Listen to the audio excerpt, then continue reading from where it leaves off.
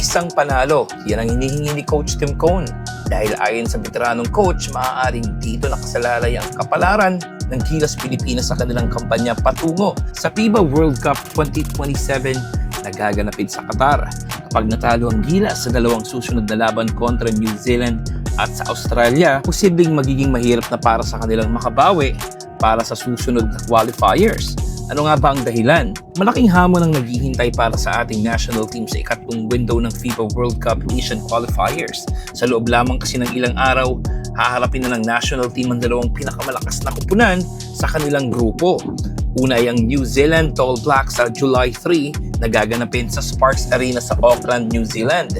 Pagkatapos nito, lilipad naman sila patungong Australia para makaharap naman ang powerhouse na Boomers sa July 6 sa Perth Arena.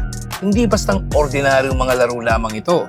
Para kay Coach Tim Cone, napakalaki ng magiging epekto ng mga resulta ng mga laban na ito sa chance ng Gilas upang makapasok sa World Cup sa 2027.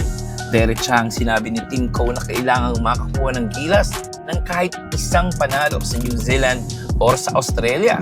Pero mas maganda syempre kung parehong game ay maipanalo nila kahit medyo suntok sa buwan dahil na rin sa lakas ng lineup ng mga Oceanic team na ito. Ayon sa kanya, kapag nabigo ang Gilas sa dalawang road games na yan, napakaliit na lamang ng kanilang margin for error sa mga susunod na round ng qualifiers. Ibig sabihin, halos obligado na silang walisin ng lahat ng natitirang games. At ayon mismo sa kanya, napakahirap gawin yun dahil makakaharap nilang ilan sa pinakamalalakas na kupunan sa Asia gaya ng Iran at Jordan. Kaya naman, malaking tulong kung makakakuha sila kahit ng isang game for this round. Sa kasalukuyan, nangunguna sa Group A ang Australia na may 4-0 record. Magkasunod naman ng Gilas Pilipinas at ang New Zealand na parehong may 2 wins at 2 losses habang nasa ibaba ang Guam na wala pang panalo sa 4 na laro. Magandang balita, halos sigurado nang makakausad sa second round ang Australia at ang Gilas. Malaki rin ang chance ng New Zealand dahil ang top 3 teams sa bawat groups ay uusad din sa next round. Ngunit may isang mahalagang detalye, dadalhin ng bawat kupunan ng kanilang win-loss record papunta sa susunod na round, kaya bawat panalo ngayon ay sobrang napakahalaga. Inamin din ni Coach Tim Cone na hindi naging pabor sa Gilas ang kanilang draw ayon sa kanya. Napakahirap mapunta sa grupong kasama ang Australia at New Zealand. Tinawag niya nga ang dalawang bansang ito bilang dalawa sa pinakamahusay na basketball teams sa buong Asia. Kahit ang totoo ay bahagi sila ng Oceania.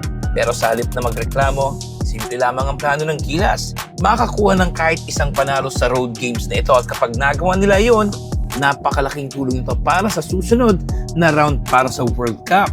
May isa pang mensahe si Tim Cone para sa kupunan.